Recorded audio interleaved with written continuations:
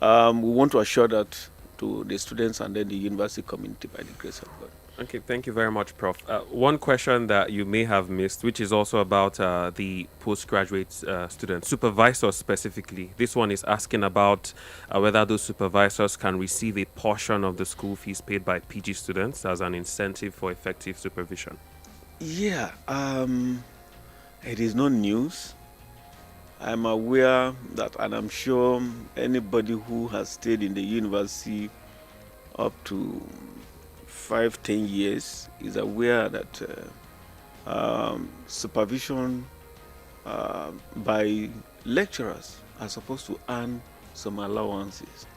But what we are trying to say is that this thing has been captured in our agreement, the academic staff union agreement with federal government. Now, what we are trying to do is that if eventually the allowance fail to come at the right time, we will try to see how we can manage to carve out some amount of money where we use it as incentive to our supervisors. That arrangement has been going on, and we are in a very serious discussion with ASU. Okay, so this is another contribution. This one is asking, can heads of departments be given proper allowances to motivate them in their leadership We've roles? been doing that. Heads of departments are entitled to some stipends. It's not big anyway, but I know that we have been doing that, and we'll continue to do that. Thank you very much, Prof. So this is the last question from the academics. Why is there a shortage of practical equipment in the Industrial and Technology Education Department? And why are students required to contribute money or get materials outside to use in school? Well, that is strange to me if they are asking students to actually contribute money to get some of these materials for their practicals. To the best of our ability, I think that is not proper. That is not appropriate. That is not good. But we will find out. We'll find out the true picture of that information, and then. But what I want to say clearly is the fact that we'll be making effort to ensure that we improve our laboratories in terms of equipment, and then we're also making available things that have to do with DTLC, direct teaching laboratory consumable, and other vote book that may augment, the department to actually source for some of these few items, especially those ones that does not cost much, to make it reasonable and then make it seamless in the department. Like I said, we'll find out the true picture, but I don't think Thank you very much, that is Prof. correct. So that's about all of the questions we have for academics for now. But in response to some of these questions, some of the responses that you've given about finding out the backstory and all of that, is it possible for you to give the university community a timeline on when they can hear back about these inquiries? We will find out. We will find out, hopefully, by the grace of God, before the end of this week. We will find out. We'll determine the true picture of that issue. Thank you very much, Prof. So now we'll move over to another segment. This is talking about amenities. We'll be playing another clip, and I'll be able to support you with any questions that you may. So this is for amenities. Anonymous from GK campus. Please, VC, we would like you to address the issue of power failure on the campus. Then address the issue of irregular supply of water to staff from the School of Life Sciences, GK campus. An anonymous staff from SLS. In fact, what we are passing through here, we are facing challenges of water as far as the whole of SLS is concerned.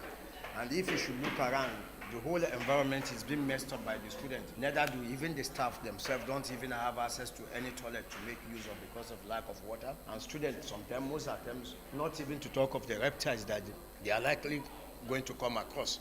You can see most of them, they go outside to ease themselves and even to defecate around the complex, which is very, very bad health-wise. So it will be good. We are appealing to the management if that issues of water can be considered and put into consideration for us.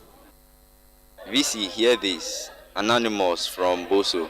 The problem in Boso campus is that the power supply, we don't have enough power supply. Well, from like an example I will give, I'm just coming out from a class and then the environment was not conducive because there's heat and then there's no power supply. So if there is power supply, I think even the teacher himself was sweating while teaching, and then we the students also was sweating also. So the classroom was not conducive for learning. So we'll take a quick pause at this point. A lot of the questions that we've heard about amenities now are centered around power and water supply.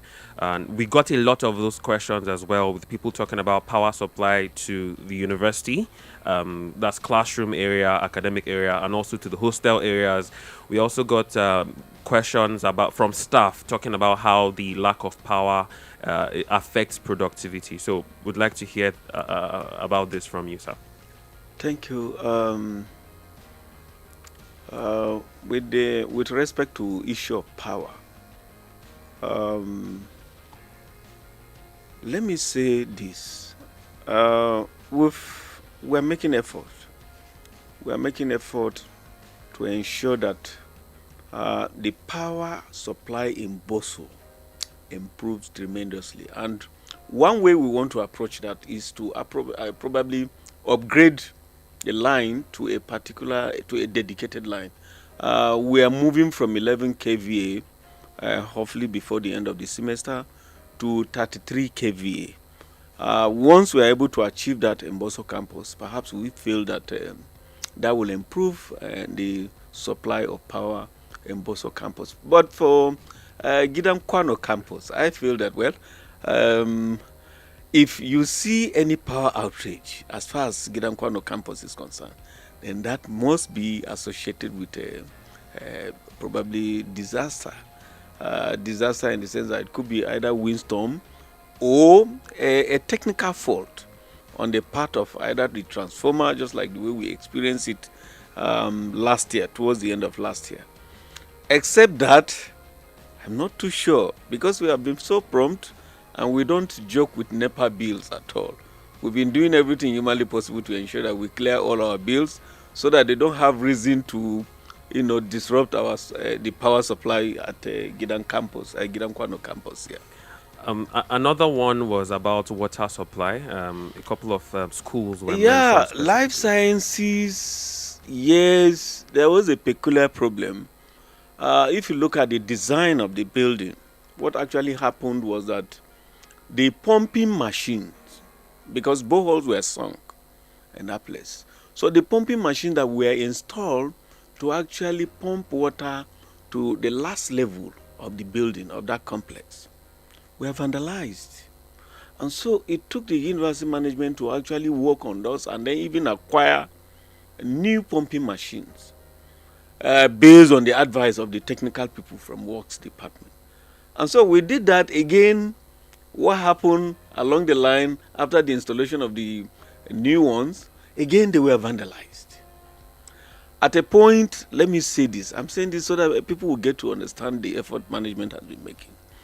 At a point I have to threaten the Nigerian Legion, some of these security guards that are responsible for securing life sciences and that of physical sciences. I told them, well, if you can't be there and you are not offering any protection to our facility, then it therefore means that we have to terminate this contract so that we look for people who are. So by and large, I think there was a deliberate effort along the line where we have to again work on the pumping machines. We acquire new ones because the advice was that the pumping machines the capacity was very low, and so we needed to have more, probably from 1.5 horsepower to 2.5, 2, and so on and so forth, which we did. One of the things we have observed, because we have to invite some experts outside the university community, and then they told us clearly that there are issues with the plumbing work that was done, which we intend to correct. And by the grace of God, I think work has commenced there, and we'll do everything humanly possible to restore supply of power and water there. Thank you very much, Prof. We'll go back to the clip for amenities for the rest of the questions. You see, here this Anonymous from Boso campus. As it stands now, I think the Boso campus is passing through a lot of challenges ranging from power failure. The power supply here is very poor right now. And then the school is not even helping to on the Mekano gen in this campus again. The students in hostels, they are going through a lot of challenges. And from water, they don't even have water to use, which will make use of the light and all that. So I think students pay for all of this and they should enjoy their rights. Thank you. VC, my name is Francis Raphael, and a bit 500 level student geophysics department. The only challenges I have in school year is the transportation. We can improve it by increasing the buses here, and I think if the buses be increased, the price won't really be a problem. And also, if there's a chance for us to reduce the price for students, I think it could be more better for us to have a more better transportation sector here in the school. So, Prof, a couple of more questions there. The one about the transportation service, but before that, there was a question: power and starting the gen on Boso campus. Do you have anything to say about that? I think we have talked about the issue of power at Boso campus, and I've made it clear that we are working seriously to see how we can move from 11 kVA to 33. That is the only way that we can sustain power supply in Boso campus. The issue of, on the interim, the issue of owning a generator as an alternative, I must confess, we started it before, and with the dwindling nature of our economy, that appears not sustainable. I have to be very frank with you. And so that was why we have to jettison. But the plan now is for us to migrate from 11 kVA to 33. That is the only way we can guarantee power supply stable at Boso campus. And we intend to pursue that religiously. Okay, Prof. How about the question that was talking about buses? So more buses and possibly reducing the transportation fare. I don't want to assure anybody that transportation fare will be reduced because we don't own these buses. The university don't own these vehicles. The truth about it is that all the buses you see that are plying Boso Campus Road to Gidan Kwano are purely private owned. Now, the only thing we are going to do, and we are already discussing, what has actually hindered the progress, why people are not seeing the progress, is the fact that the CNG buses that are acquired by Niger State government, are there. They are there at the trade fair complex. They are parked. What is stopping them from plying most of the roads that we have in Niger State is because of the filling stations where they are going to, take in the gas has not been established. We have been talking to Niger State government. They are also working assiduously to ensure that they have this. You can see that where there is filling station for these CNG buses, Niger State government was able to move, I think, few of them to ply Suleja Abuja Road, because we understand that there is a filling station in Abuja axis, which they are tapping from that. So our prayer is that by the time we have a filling station where CNG vehicles will now go and take their gas and then begin to move, I'm sure it will no longer be a problem. Vehicles will be much on this road because Niger State government have promised us they are likely going to release about 5 luxurious buses. That is one. Number two, the one that will be coming very soon is that we have even offered a land to federal government of Nigeria because there is this CNG initiative owned by private individual, which is being financed by federal government of Nigeria. Now they have taken over a particular land close to the first gate of this university fence. We've offered them land and all the documents have been completed, the survey map and all the things that are required. Of course, that arrangement is also going to bring some succor to the university, especially when it comes to the issue of transportation. I'm saying this because the package is coming with about 5 CNG buses, luxurious buses. And then they have 10 tricycles that will be given to university for this purpose. And then those vehicles will be moving from Gidankwano to Boso campus and so many other places where our students are. In fact, let me also say this, because part of the package, again, apart from the 5 CNG buses and 10 tricycles, they're also going to convert some university vehicles on probably on a subsidized rate. That have been made clear to us. And so we intend to pursue that. So what I want to use this opportunity is to appeal to students to please be patient with us, because good things never come easy. But we are working assiduously to ensure that we improve the transportation situation. Thank you, Prof. A couple more questions from amenities. This is coming from students who live off campus. The first one says, students living off campus in Gidankwano are facing water scarcity. How can the university help us resolve this issue? And the other one is, how can the issue of irregular electricity supply for off-campus students be addressed? Thank you, sir. Even while I was coming here, I think I saw the adjoining communities around here, and they were in darkness. And I told the person that brought me, I said, see, no light here. So the truth about it is that one way, because when you see problems like that, issues around that type of situation has to do with transformers.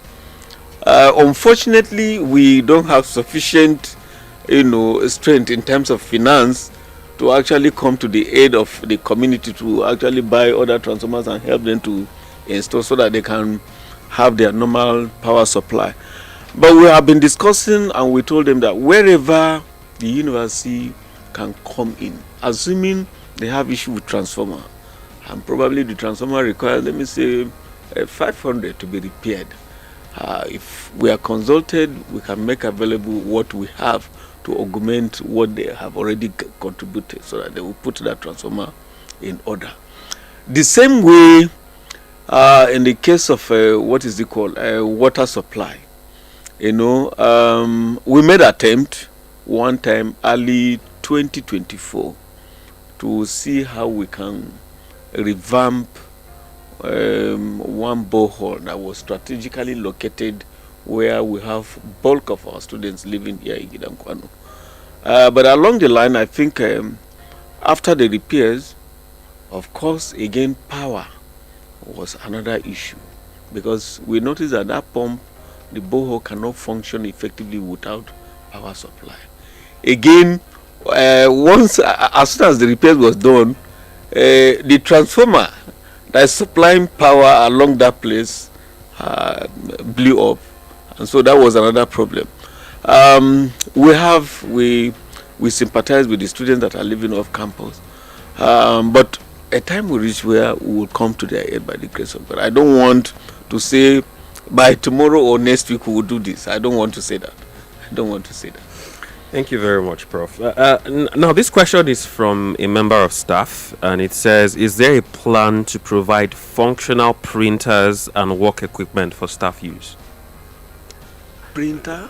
Yeah, that's how the question is. Is there a plan to provide functional printers and work equipment for staff use, probably in individual offices or something of the sort?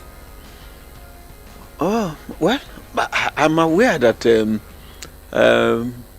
all the departments, they are supposed to have this. They have their systems, they have their printers, and that's why we have all the secretarial staff, the registry staff being deployed to most of these departments.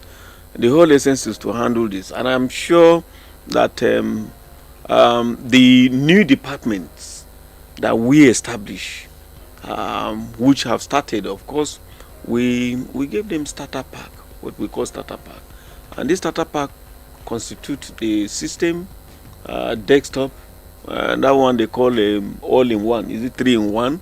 And then with a printer, we went as far as even getting a carton of plain sheet for them so that they could start work. So I don't understand what they mean by public printer or whatever. I don't understand.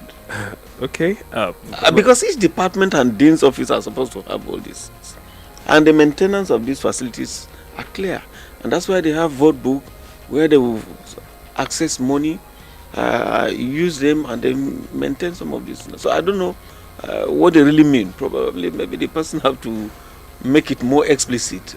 Public printer or printer, free printer, something. I don't know. Okay, Prof. Well, you had the VC just say that if that was your question and you'd like to clarify some more, you can join the conversation. If you're just joining us, this is the program, The VC Must Hear This. We have with us here at the MBB House the Vice Chancellor of the Federal University of Technology, Minna, Professor Farouk Adamukuta. And, we've had a few questions answered already this evening. If you would like to send in your questions, you can use the studio line, SMS or WhatsApp on +234 706 8826 287.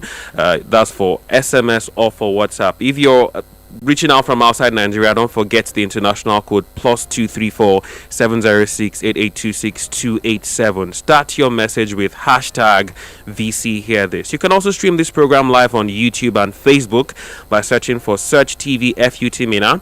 You can also connect via the Search Media FUT Minna app. If you have the app installed on your device, just go to the menu, contact us, and click on the live studio line and WhatsApp option to join the conversation. If you don't have the Search Media app yet, you can download that on your Apple Store or your Google Play Store. We still have a few questions, more than a few questions actually, because like I said, we have more questions coming in, and we'll be here hopefully for as long as it takes, because I know that the VC is a very busy person and we may not get this opportunity anytime in the near future. So we may be taking a break, or we should be taking a break for the abridged version of the Search FM news at 8, and the VC has graciously accepted to stay back and listen to all the questions that have come in and provide as much answers as he's able to at this time. So moving on to another segment now. This is centered around facilities, and there are a few questions here from the university community as well, which we'll listen to right now. VC is anonymous from 300 level students in Boso. I want to ask why the toilets in Boso campus are never open for students to use, and also if there are any other provisions for general toilets for students. An anonymous staff from SLS, our internet facilities, in fact, is very, in fact, let me say zero. The internet facilities here in SLS is zero. It's not working. Let's be serious with ourselves. The internet facility is not working. Nothing is working as far as this internet is concerned. So most attempts to, if we needed internet, most of us have to move to this NIDDA center. And as a result of that, some assignment may be here for us to attend to. So because of our absence, the students have to come back either the following day. So that one should also be put into consideration. So we have a couple more questions from that, but I'd like to break this into bite sizes so you can address them one after the other. So you can go now, Prof. One is the toilet issue. Again, I don't know why the toilet should be loud. We have said it time without number, even at the floor of Senate. Open these toilets, let the students have access to this toilet. I don't know why somebody should lock toilet. Yes, there was a particular time they said no water supply around that. And we said, well, there are points, there are locations on campus where you have water. Why don't you make provision for this, what they call Black Maria, these containers, and make water available in there, and then so that people can go into the toilet and ease themselves. We have made it clear. I don't know why, but in any case, again, we'll try to enforce it again. Probably the Vice Chancellor and his team will have to go around and see what is happening with those toilets. So before you move on to the next question, in a situation like this where you have gone around with your team and this has been addressed in that moment, if there's ever a lapse, is there a channel that students or other people will be... We are going to strategize. It's not just about going around. Of course, we also have our plans on ground on how to get feedback. Right? We're going to do that. Okay, so the other question that was played was referring to internet facilities in School of Life Science. Yeah, I want to appeal to the university community. My appeal has to do with the fact that as we speak, it is not just Efitimina. The issue of construction, you see that Niger State is having a new look. Constructions here and there. The cables, is it, I don't know, I'm not an expert. Is it the fiber cables and other things have been affected as a result of this construction? You notice that even the services of MTN and other service providers in Mina has been affected. And so the truth about it is that until normalcy is restored, we may not be able to have a perfect internet services. But we are working seriously to ensure that this is restored. One other factor that actually complicated the whole issue have to do with the recent windstorm. If you look at that SLA that we are talking about, you see that there is a particular antenna that was brought down completely, and everything was shattered with that particular antenna. That alone is also a factor that can affect the internet connectivity. But like I said, you know, university community should be patient with us because things are bound to happen. These are issues that are coming up. We are not prepared for all these things, you know. But by the grace of God, we are working tirelessly to ensure that normalcy is restored as far as internet connectivity is concerned. Okay, Prof. A couple more questions directed at facilities. VC, hear this. Anonymous from Boso. The school portal, I think, is a very conversant problem. The school portal is not well organized. Before I was even able to pay my school fees, I had to go through some. And I don't know, the UIX design is not properly arranged. Yeah, thank you. This is Anonymous, our dear Vice Chancellor. There are several things we wish could be better, especially on this campus. We are having challenges with facility to work with. As a staff for over a decade in this institution, we've never had this pathetic, so to say, because now we are at work, we don't have access to electricity. Besides that, the AC is not functional, the fans are not working, or the sockets have no light. We know, sir, that the electricity is a general problem, but we believe there could be some changes in the nearest future so that when we are in the office, the weather is not favorable. We need conducive environment to work with. VC here is Anonymous 300 level students from Boso campus. Okay, why is it that there is shortage of computers in the library Boso campus, and even the few that are there students can... There are a few questions there. Which one would you like to address first, sir? The university website, I want to assure the university community, the university website is intact. It has no problem at all. I repeat, the website is intact. It has no problem. The problem we have has to do with the website. Actually, Prof, that was what the question was directed at, the portal. Yes. That particular problem is multifaceted. Multifaceted in the sense that, one, it has to do with the registration. Two, I think the person is even economical about certain facts. Two, it also has to do with results. Three, it also has to do with payment of fees. Now, these ones are not associated with website. They are issues that have to do with our software. And I will explain why these things are happening. Before now, payment used to be seamless. People could run into, go through the website, click any link, and then they make payment and all manners of things. But again, we realized that those softwares were porous. There was no security backing such software. And so we had an issue that has to do with people maneuvering the previous payment to make it look as if it's a current one, and then making students not to even pay their school fees. A very large number of them not paying at all. I'm giving you a reason why we have to change that software. So we have to look at the issue around, and we said, no, this software have to be changed. Now, the new package is the one that that is actually we are trying to manage to perfect it to some extent. That's one. Number two, we have the issue of registration. You know, I've mentioned it. The issue of registration has to do with the pre-curriculum we are operating on campus. We have the CC Mass, we have the defunct B Mass, and then one other revised, I don't want to call it B Mass again, but it's another revised version of the curriculum. All these were given to us by National Universities Commission. And there was a marching order. You have to go ahead and implement this thing. Let them run concurrently.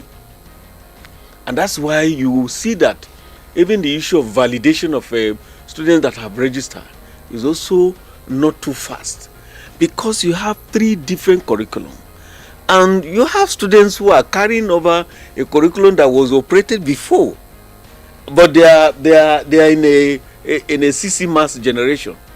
So you see that one student will be managing 3 different curriculum. So that alone is actually a very serious problem. But we are working, like I said, the ITS department are working seriously to make sure that this harmony is achieved and then perfection of the software is achieved. But I repeat, the website is intact and there is nothing. The idea or the insinuation of the fact that it's poorly designed, I think it is not correct. The website is intact. Okay, thank you, Prof. There's another question about a shortage of computers in the Boso campus library and why the available ones are not accessible to students. Yes, well, we are working on that. Let me quickly say this. I think the 2024 intervention, ICT, that we got from TETFund, we have not been able to finish working because there are procedures we need to follow before we can access the funds. I can assure you by the time we finish all the procedures, about 100 computer systems will be coming, which of course the library unit of the university, either the one in Gidankwano and Boso campus, will benefit from this 100. Again, the 2025 intervention that is already on ground, we're also working to ensure that we achieve this. And then we are also going to increase the number of systems in both Gidankwano and Boso campus library, respectively. Thank you very much, Prof. So I think we still have some time to take a look at another segment before the Search FM News at 8. So now we'll be listening to a clip that brings questions about hostels. We'll just go to that now. VC, yeah, this Anonymous. So this issue is about old hostel in Federal University of Technology, right? Okay, we used to have issues with lights tripping off. And the main issue about this is that if the light trips off, some blocks have lights, some blocks don't have lights. So it's affecting just we mainly in old hostels, not the general hostels like Shawale and others. So that's the major issue I would like the visit to address. We see here this Anonymous concerning scarcity of water in the hostel. There has been scarcity of water in the hostel since the last section and causing problem among students regarding going to lectures and for sanitary reasons. We see here this Anonymous. Shiwalu have been having issue with water. Please do something about it. So I know that a lot of these questions you have responded to in one form or another, but we're just playing this so that you can see how widespread these complaints are. And of course, I'm very sure that the university community will be hoping to hear a timeline, possibly, maybe not right now after all of the strategy meetings, on when a possible resolution can be arrived at. But if you have anything to add to this before we proceed to the next segment, this is the time. Just a quick one. What I may add to this is the fact that, again, is an appeal. Of course, we expect this at this time of the year because the water table has actually gone down. When they watch all the complainants, when they watch carefully, they discover each building, as far as this hostel on Gidankwano campus and even Boso is concerned, each building has a borehole attached to it. Now, the major problem is that at this time of the year, the water table goes down completely. And so we are expecting that, we've been expecting that. We will just appeal to students to be patient. Rain has started, and I'm sure the water table will increase. We will see full supply of water in our hostels. Thank you very much, Prof. So now to the subject of welfare. There are a few questions that are focused on welfare as well, and we'll be listening to that clip now. This is Anonymous. I want to talk about this price issue. There should be a way that price has been regulated, because here in the campus, even off K, people just put price on something as if we students are we come from one big family. They will just put price on things. Even the transport is not stable, and concerning the food stuff and all the things we are buying outside the school, even within the school, they are much more expensive. The same price you will get it here is might be higher or lower than the price that you get there. So the price should be regulated. And concerning the health, sir, the last time I took my friend to health center, they were telling me the doctor is not around, so which means they won't be able to take care of him. We need to go back home, and this one too need to be addressed. There should be a way that 24/7, we know students, we deal about lives here, so there should be a way that students can go to the clinic anytime to treat themselves. Okay, so we'll address this first two. The first is about the possibility of price regulation for a lot of different commodities rather, and the next one is about the University Health Center. Oh, well, this is a big one. Price regulation, we will only make our effort. I have to be very frank. You know, there's nobody, all of us, including the students, there's nobody that will claim ignorance of what is happening in the country.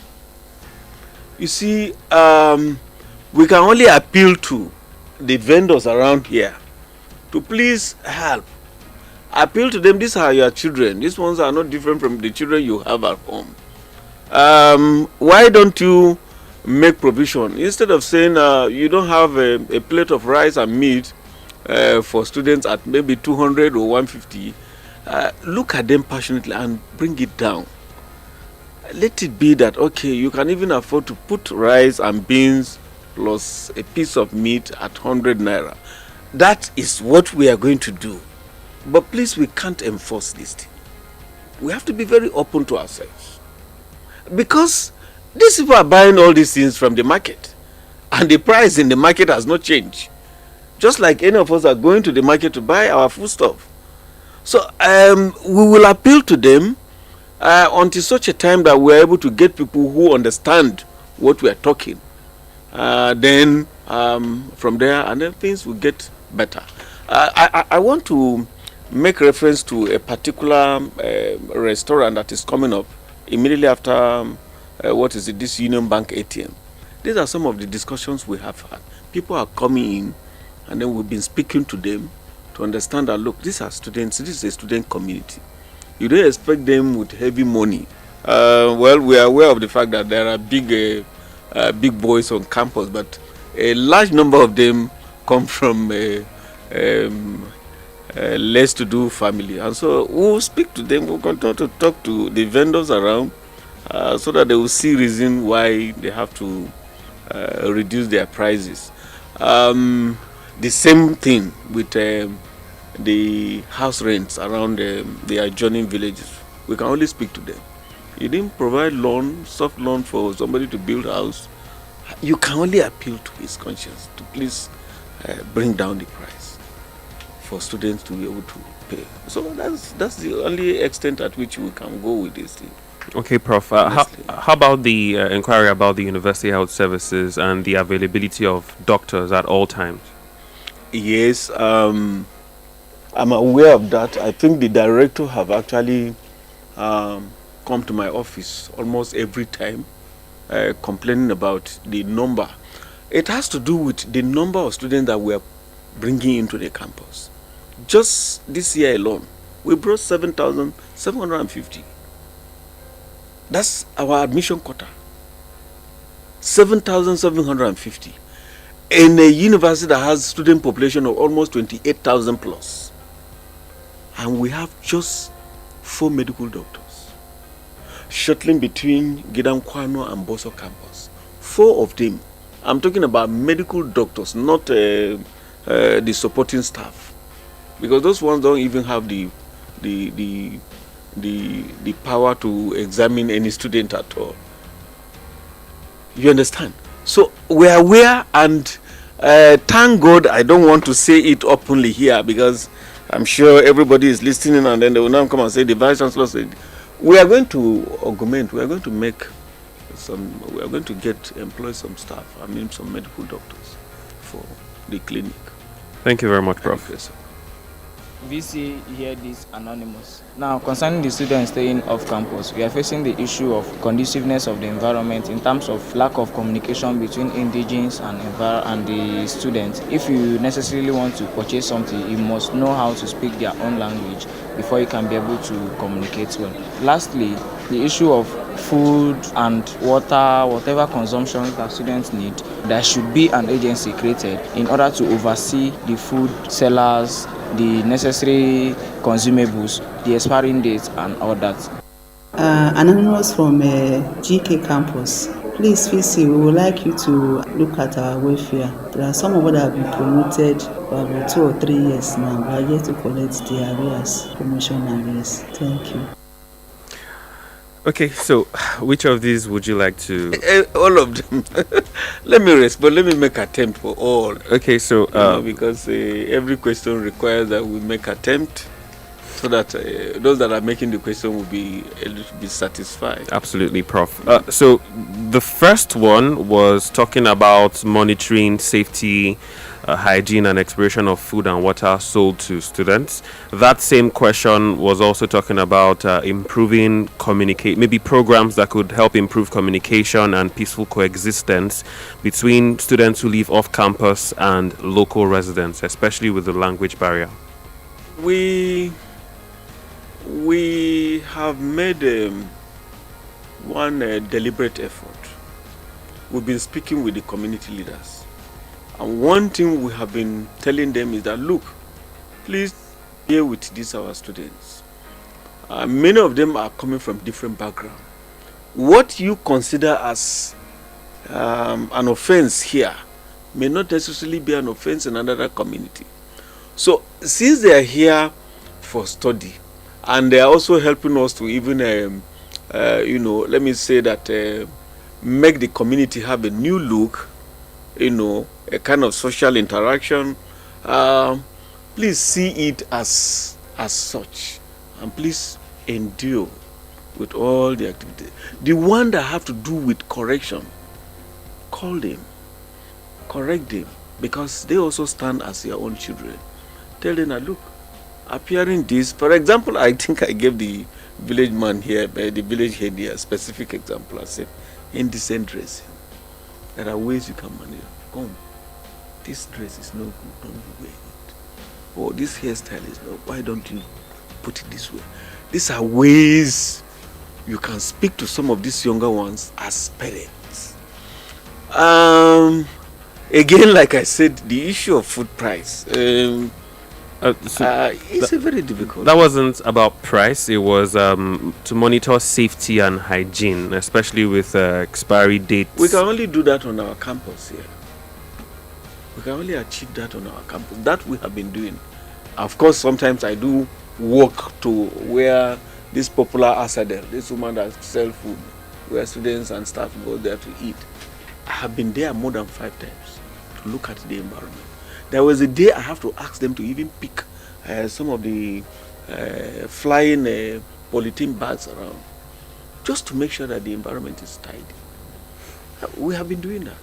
Thank you very much, Prof. One last quick question that you heard before we go for the Search FM News at 8 was from a staff, talking about staff who have been promoted over 2 or 3 years ago and have not received their arrears, promotion benefits, and risk allowances. Payment of salaries and promotion arrears is purely under personnel cost. I hope everybody is listening. Payment of salaries, promotion arrears is under personnel cost. Personnel cost is funded by federal government of Nigeria. We don't have money to pay salaries in the university, they give this money, the money is being given to us by federal government of Nigeria, and they pay this thing direct. So ours is that once we do promotion, after following all the due process, we make our submissions to federal government in Abuja. These are the number of people that have been promoted from so rank to so rank, effective so time, and we make our submissions to federal government. We pursue it and we remind them by writing, just like the law, the way the law is specified. Once we are able to do that, we don't have the obligation to go and carry cane or start insulting the government that you must pay this. It's not done. It's not done. So the highest is that we do our own part, and we have been doing it. And that's why I took it upon myself when I came in and took over the mantle of leadership. I said I will no longer delay promotion anymore, because arrears don't come at the right time. Sometimes they don't even come. And that's why we want our promotion to go seamless at the right time, so that nobody will expect arrears. Thank you very much, Prof. We've had, it's been almost an hour now, and we've had quite an interesting interaction so far. But right now we need to take a break for an abridged version of the Search FM News at 8. The VC has graciously agreed to be here with us. So after the news, we'll keep taking questions. We have a lot of questions off of social media, which we'll be bringing your way right after the Search FM News at 8. So please do well to stay with us. We'll take a break now, and we'll be back soon.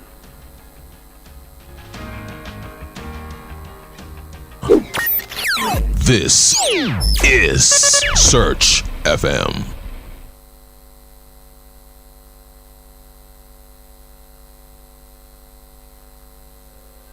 The Vice Chancellor, Professor Farouk Adamukuta, cordially invites the university community and the public to the 114th inaugural lecture of the university.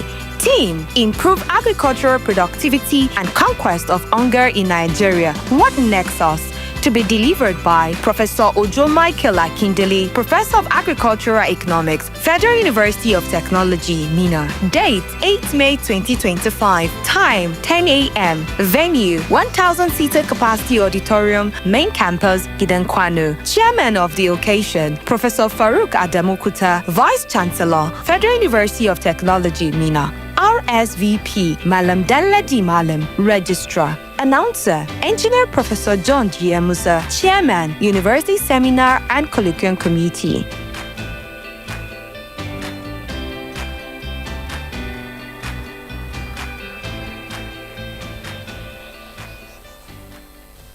Precise, concise, accurate, factual. Search FM News. Listen to Search FM News for updates on local and international stories. 10 a.m. and 8 p.m. every day. Only on Search FM 92.3 Campus Radio. Broadcasting live from Muhammad Badamasi Babangida House. Search News. Search 92.3 News at 8.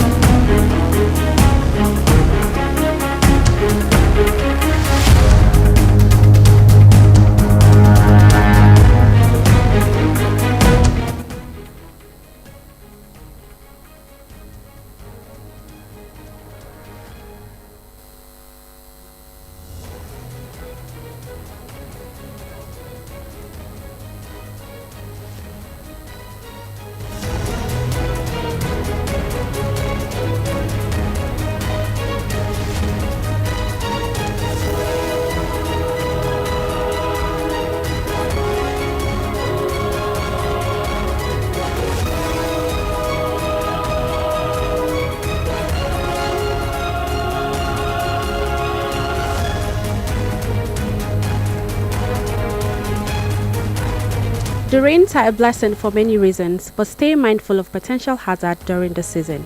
Good evening and welcome to an abridged version of the Search FM News at 8. I am Faustina Ajibadi. First, the headlines.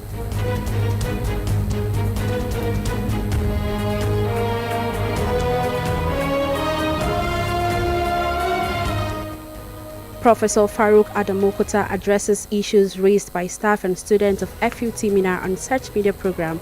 The VC must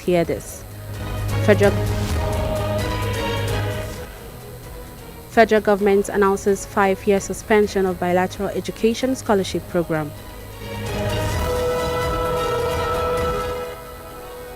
And in sport, Real Madrid defeats Celta Vigo to move 4 points behind Barcelona.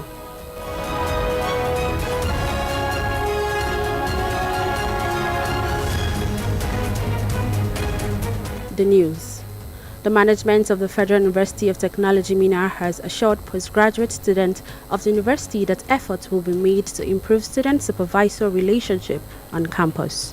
The Vice-Chancellor of FUT Mina, Professor Farouk Adamu Kota, gave this assurance this evening while fielding questions from members of the university community on the program The VC Must Hear This, hosted by Search Media. Professor Kota addressed issue varying from the reason from changes in the length of the first semester of 2024-2025 academic session to staff welfare and amenities on campus, among other issues. The interaction with the Vice-Chancellor continues right after the news.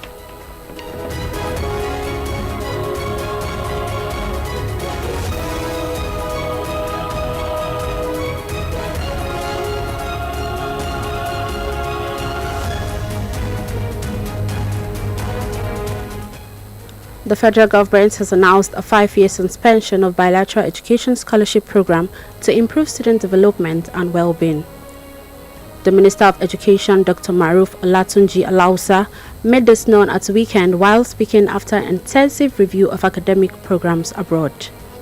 The Nigerian Civil Aviation Authority (NCAA) has reiterated that airline passengers are entitled to ticket refunds within 14 days of flight cancellation.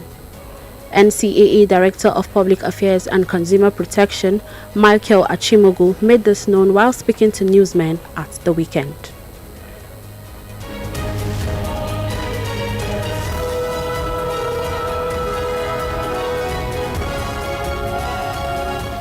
Now sports. Real Madrid has held off a spirited Celta Vigo fight back to move back to within 4 points of La Liga leaders Barcelona before El Clasico next weekend. Carlo Ancelotti's side beat Celta Vigo 3-2 earlier today to keep the race for the La Liga title on the knife edge.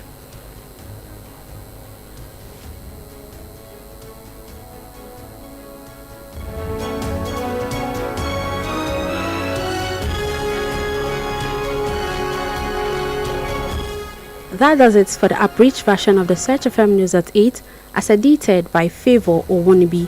I am Faustina Ajibade. Stick around as the VC Must Hear This continues shortly.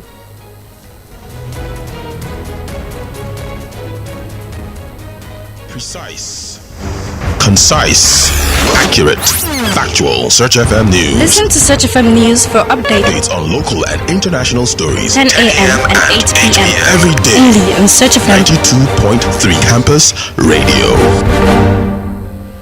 The Vice-Chancellor, Professor Farouk Adamu Kota, cordially invites the university community and the public to the 114th inaugural lecture of the university. Theme: Improve agricultural productivity and conquest of hunger in Nigeria. What nexus? To be delivered by Professor Ojo Michael Akindele, Professor of Agricultural Economics, Federal University of Technology, Mina. Date: 8 May 2025. Time: 10 a.m. Venue: 1,000-seated capacity auditorium, main campus, Idankwano. Chairman of the occasion: Professor Farouk Adamu Kota, Vice Chancellor, Federal University of Technology, Mina. RSVP: Malam Dalla Di Malam, Registrar. Announcer: Engineer Professor John G. Musa, Chairman, University Seminar and Colloquium Committee.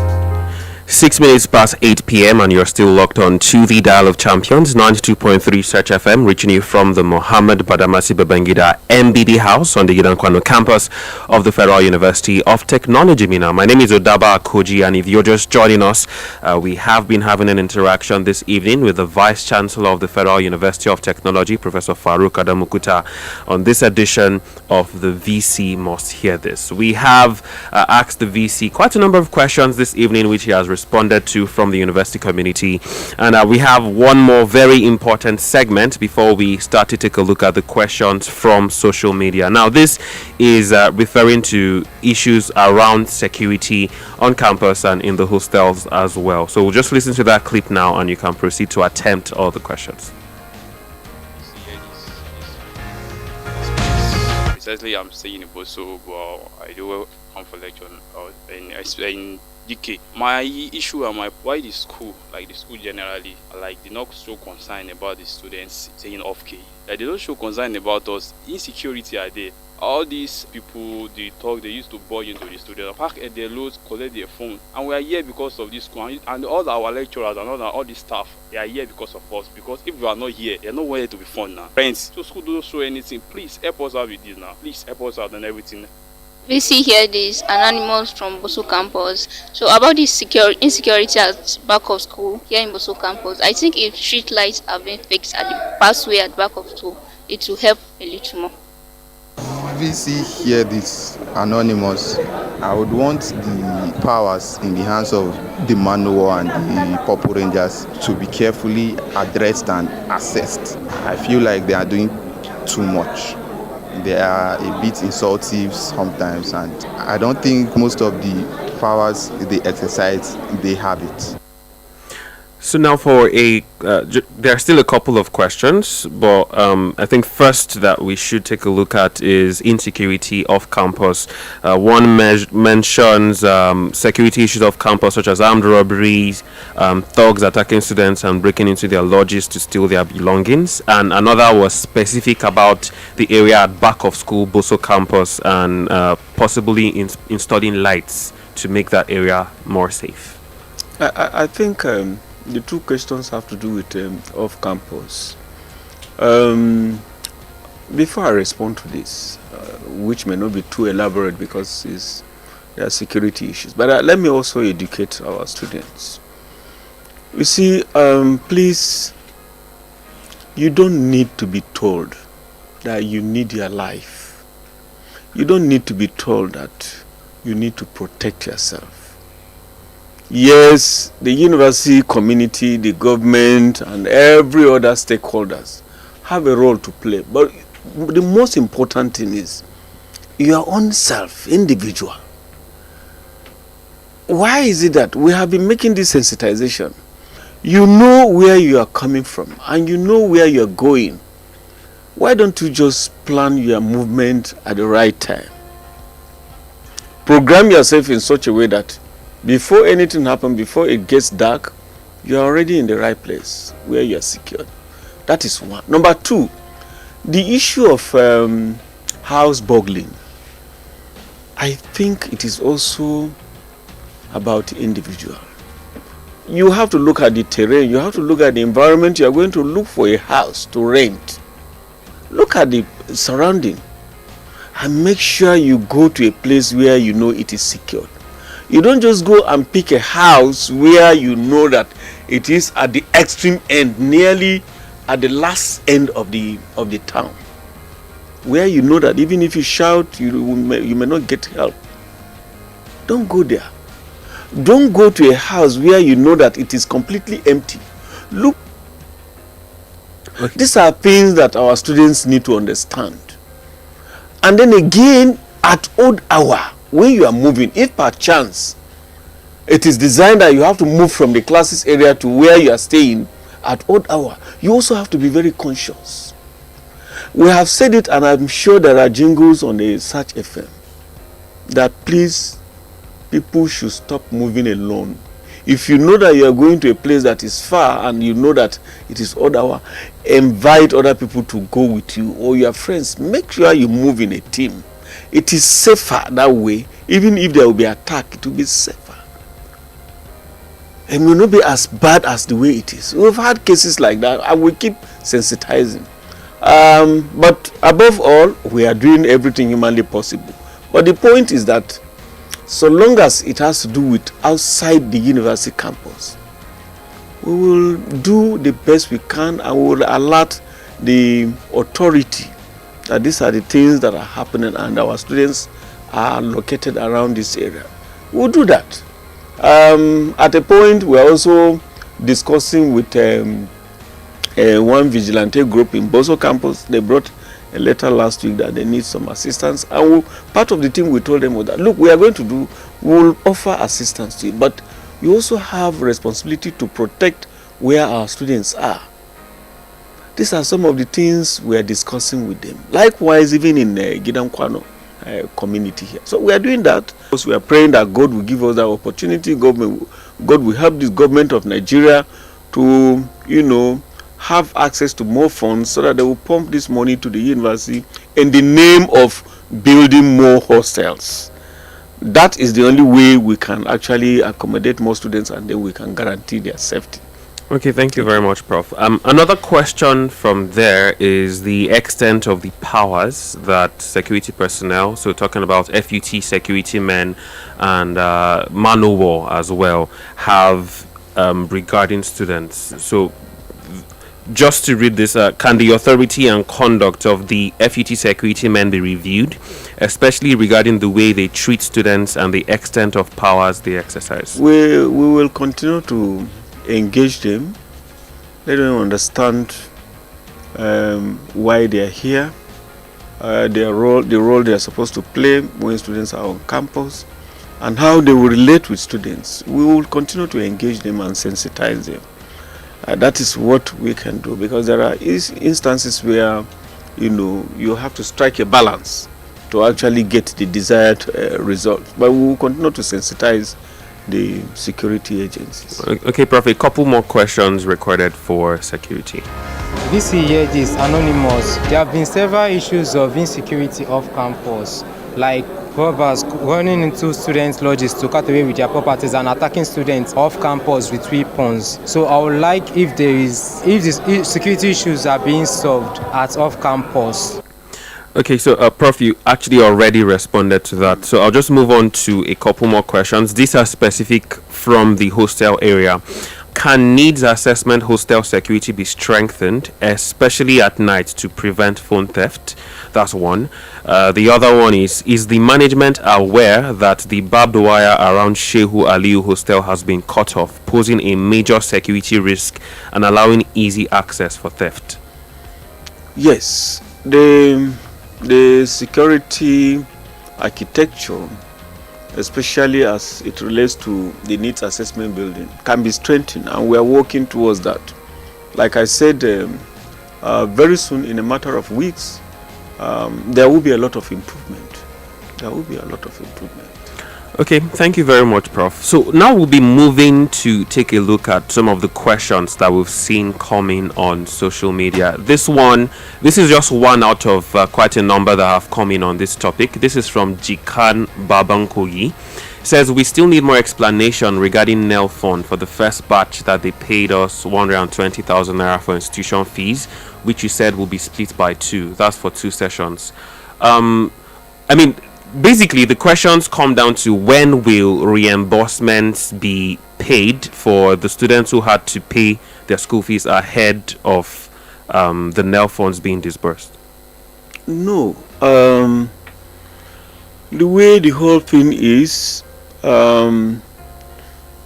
this money that has been paid by students have been paid. What we are requested to do is to refund the one paid by NEL fund to NEL fund. We are not supposed to pay back to the students.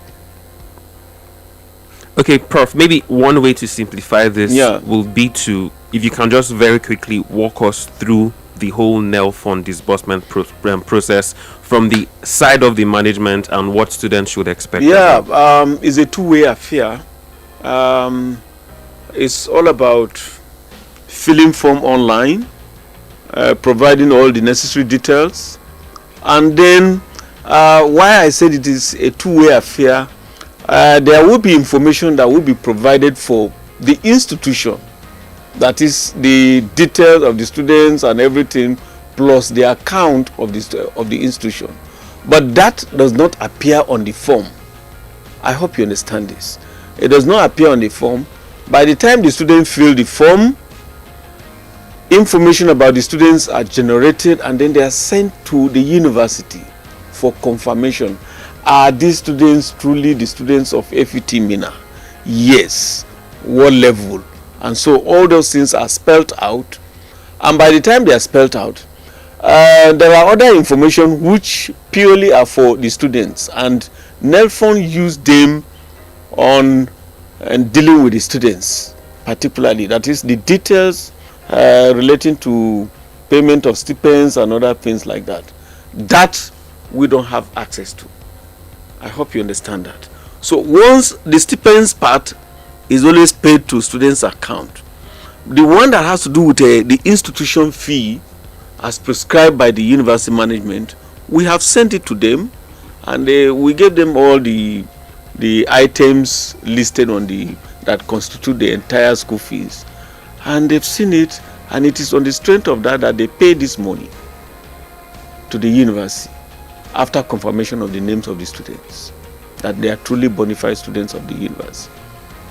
So does that mean that for students who applied for NELFON and for one reason or another they had to pay their school fees before the funds was disbursed? NELFON is very specific.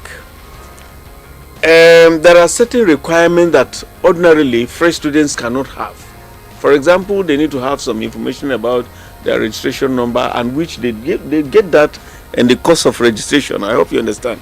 There are other details that NELFON require from them, which they cannot get until after. Final year students also, who are graduating, I can tell you even now as we speak, we have to return the money that was paid on behalf of the final year students by NELFON. We have to return it back to federal government of Nigeria.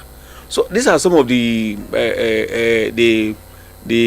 divisions, the separations that we have as far as NELFON is concerned. Okay, Prof. I don't understand why somebody should pay, because it is paid on sessional basis. I don't understand what they mean by somebody has paid for 2 sessions and then he's asking for refund. I don't understand. Well, for the person or the people who have asked these questions, maybe you could help clarify for the VC before he leaves the MBB house. The next question is, there are a few questions here, I'll take a couple of them. This is from Shalangwa Daniel. What innovative strategies does the university plan to implement to enhance industry-academia collaboration and ensure FUT Minna graduates are equipped with the skills and expertise required to drive Nigeria's technological advancement? Quite a number of them. We are beginning to engage the regulatory bodies, professional bodies, so to say, i.e. CORIN, COBON, this Builders Association, Architectural Association, all these registration councils of all the professional bodies. We are engaging them each time they come. We have started this one as far back as last year. We told them, look, if you are coming to FUT Minna, be rest assured after the whole exercise, when you are presenting your exit meeting report, give us list of companies, organizations that you have found reputable, where our students can be placed on sideways so that they will go there and tap from the ocean of that practical experience. We are already doing that, and I think some of them have started responding. We're also going as far as what is the name of this organization? I think hopefully by next week I will be in Abuja. I don't want to preempt this, because one of the giant in technology advancement, one of the designer of a Chevrolet car, we are already making ways to discuss with him so that he will be here to partner with us, and then even if it's once or twice in a month, to be talking to some of our engineering students. That perhaps will also make it much more. And with him, having him around here means that we will also have access to some of the multinationals, not just in Nigeria but even outside the country. We'll be able to have access to them, and then they will be able to, offer us space for our students to have some of this practical exposure. Okay, Prof. Another question from Shalangwa Daniel. What plan does the university have to develop and implement cutting-edge technologies such as AI, renewable energy, or biotechnology? Oh, I don't understand. We already, I think maybe the person, I need to give this information. As we speak, I think I don't want to be too forward, but we already have a AI policy in this university. All right? A lot of staff, academic staff, have been trained on how to even check plagiarism that is related to AI. We are already moving ahead. And there are so many strategies that we have invented for us to have an edge over, and you can see it is happening everywhere. Is it ICT? We're already there. And that is why last year we conquered the world in terms of computer networking. I'm talking about ICT. The same thing will happen because we have gone for sub-Sahara African region, and we emerged overall best. So June this year, we'll be going for the final global at China again, ICT. So in terms of, the output and then cutting edge research, we have a lot of research products that have been patented, numbering about 19 or so, if not even more than 19. We are heading towards 20 or so. And so a lot of things are being done. We are doing this thing. I think what we want to do is that students should be available, should be there to see to themselves what are available. And that's why we are coming up with, what is this building that is coming up close to the Union Bank ATM, that gigantic building that is coming up. That's a technology and invention park.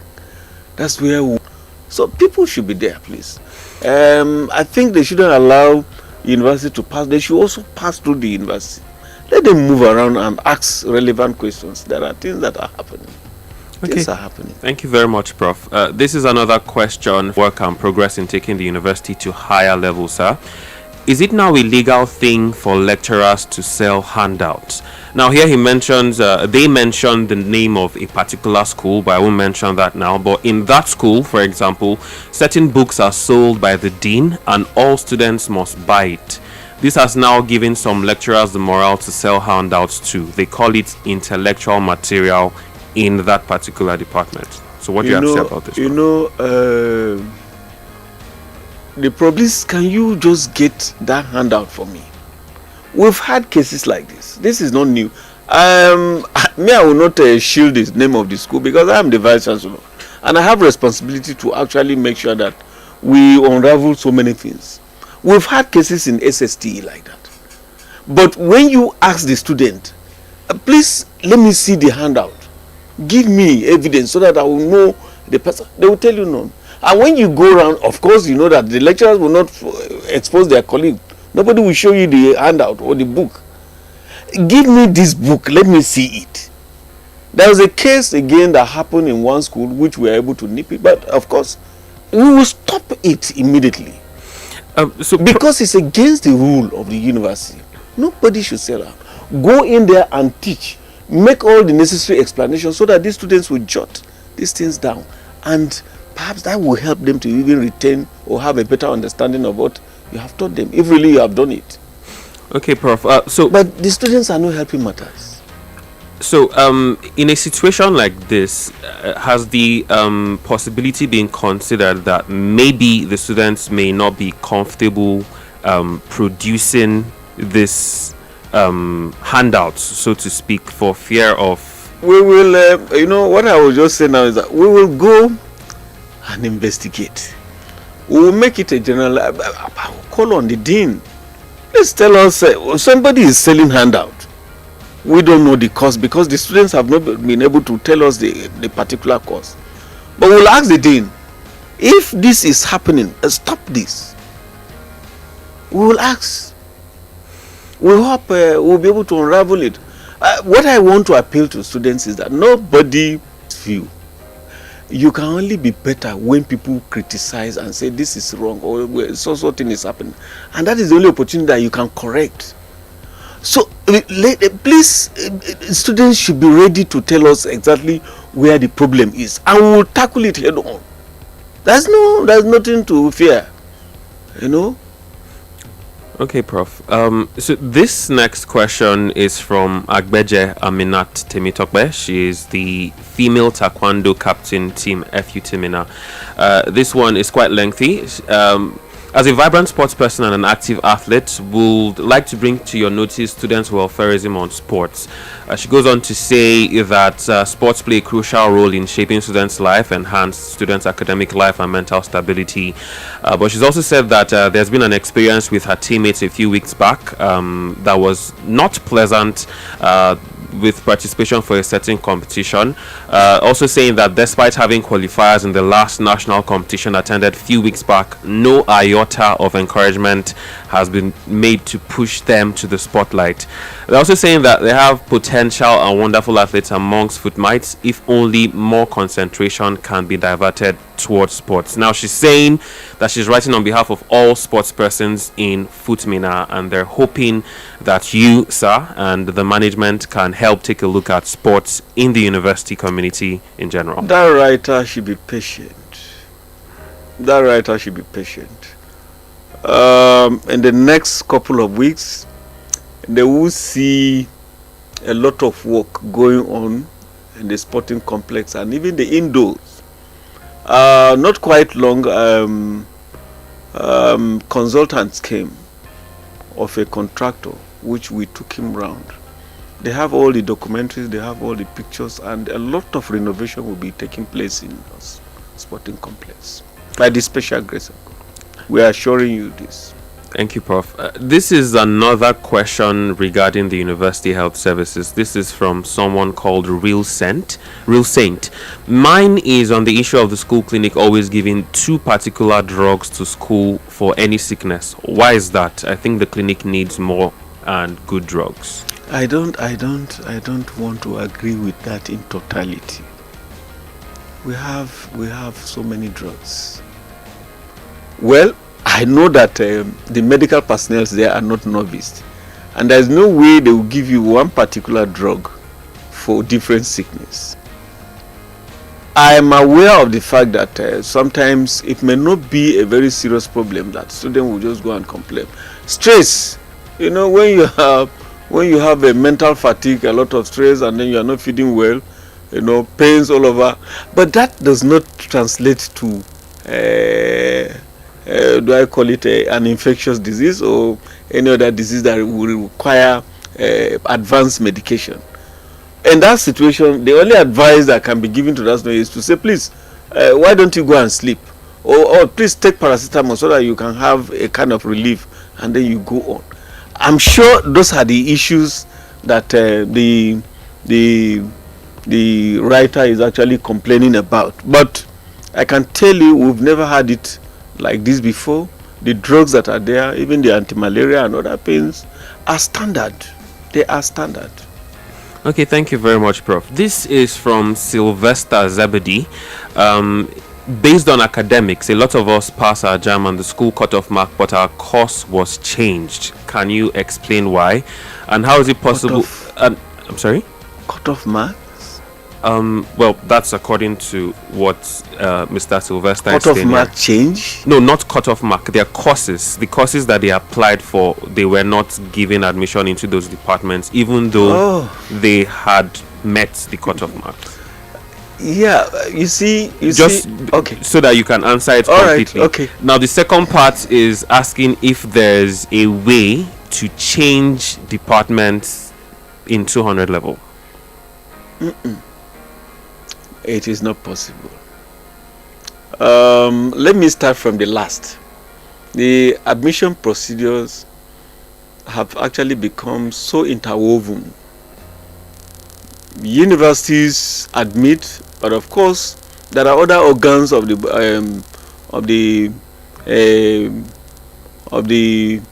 education sector that are also involved. JAM, of course, are involved, and then you have admission of each student is tied to the number of what is it called? Is it national identity card number?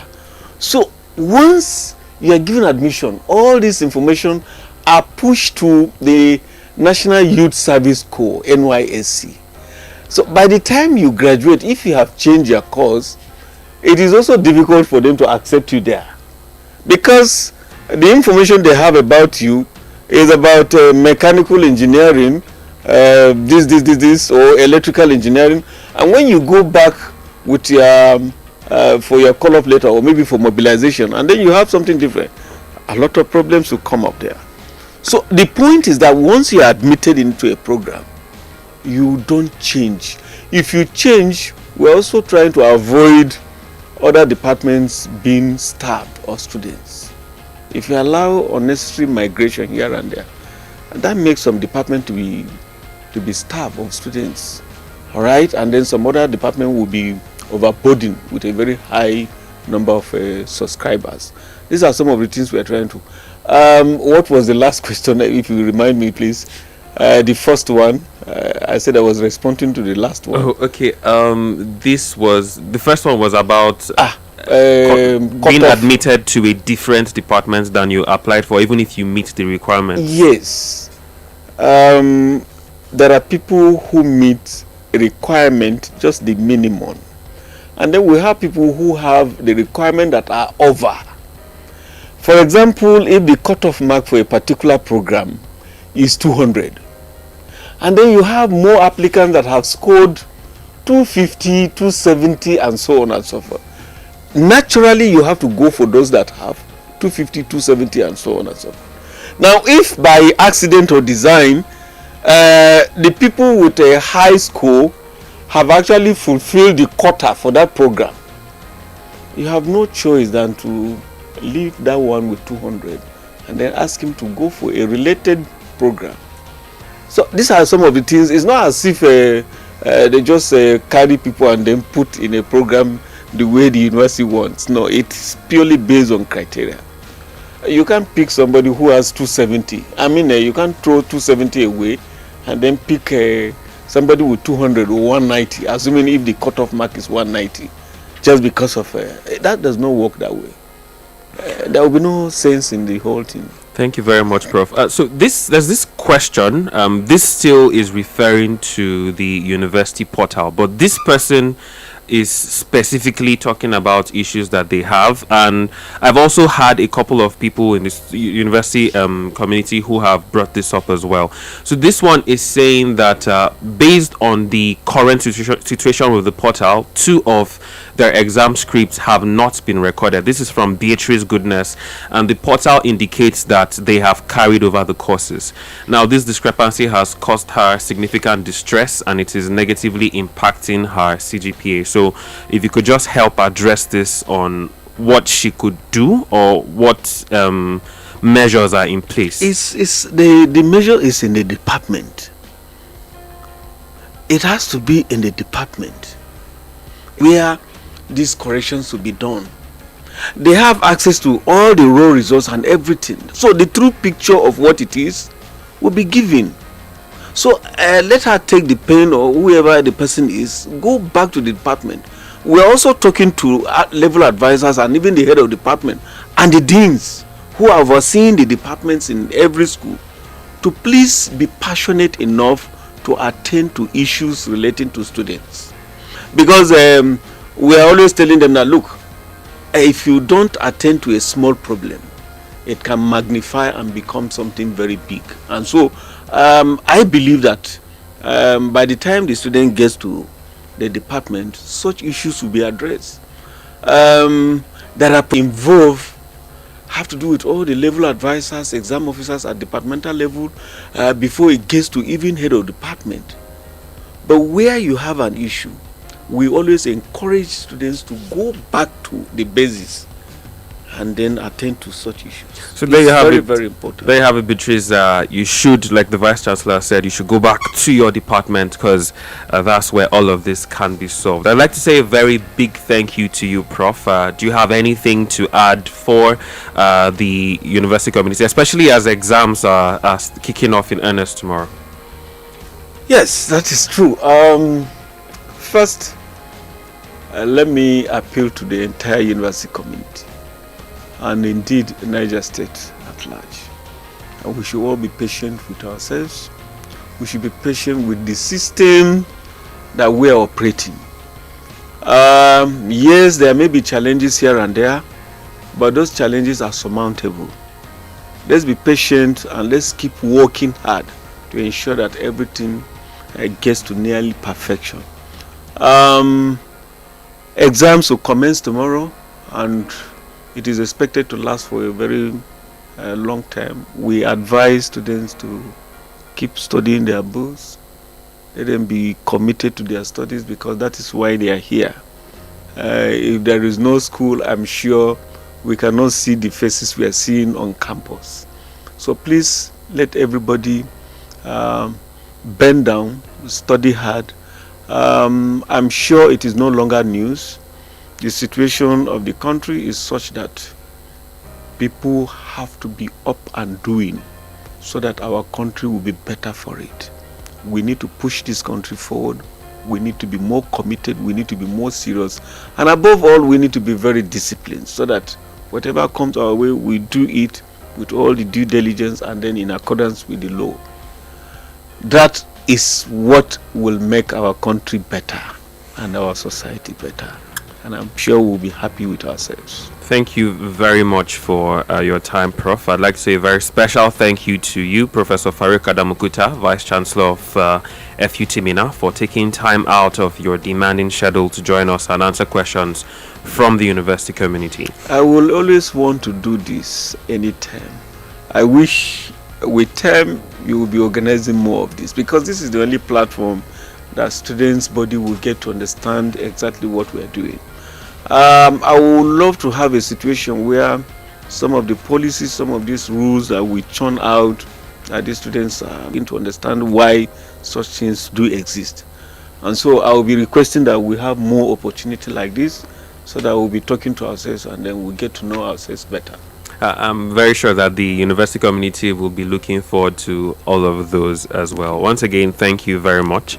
Also, our sincere appreciation goes to members of the university management team who are present and not present in the MBB house today. From our studio gallery, we acknowledge the Deputy Vice Chancellor Academic Engineer Professor Abdullahi Mohammed, the Deputy Vice Chancellor Administration Professor Uno Esan Uno, the Registrar Malam Danladi Malam, the Bursa and US PhD holder Dr. Mrs. Hadiza Goje, the University Librarian Professor Katamba Abubakar Saka, and of course the Chairman of the Search Media Board Professor A.O. Osunde. We say a very big thank you to the VC and this entire team that we have just mentioned. I would thank all the others present here today, both on air and behind the scenes, for making this a success. To both our crews, the Search Beat on radio and on TV, we say a very big thank you, and thank you for joining us today.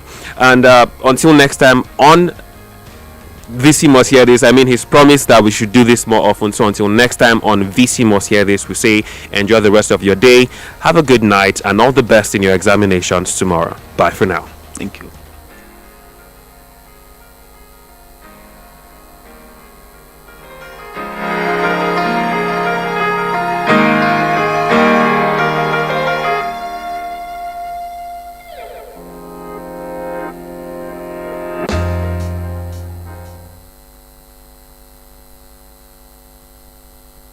Federal University of Technology Minna has beautiful campuses. It hurts to see posters pasted rampantly on the walls and rubbish littered along its paths. Paste posters on the notice boards and put rubbish in the rubbish bin, not along the paths.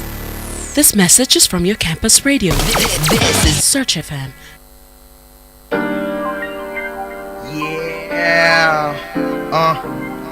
Campus radio, Search FM 92.3.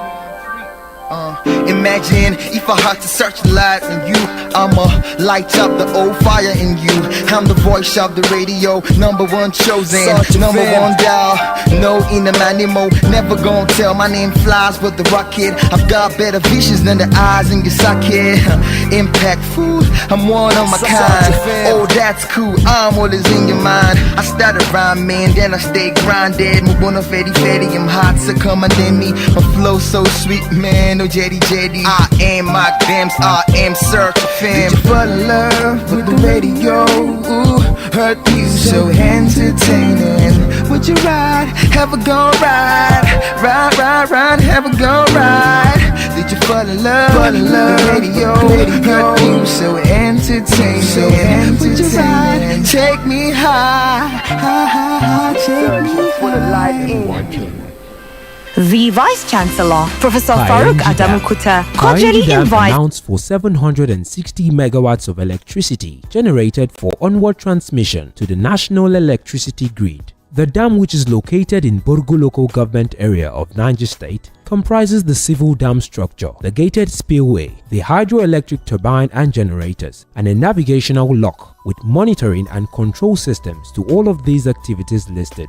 The primary section of the dam across the outflow to the River Niger is 550 meters, that is 1,800 feet. The dam was originally designed to have a generating capacity of 960 megawatts. However, 8 of its 12 turbines have been installed, reducing the capacity to 760 megawatts.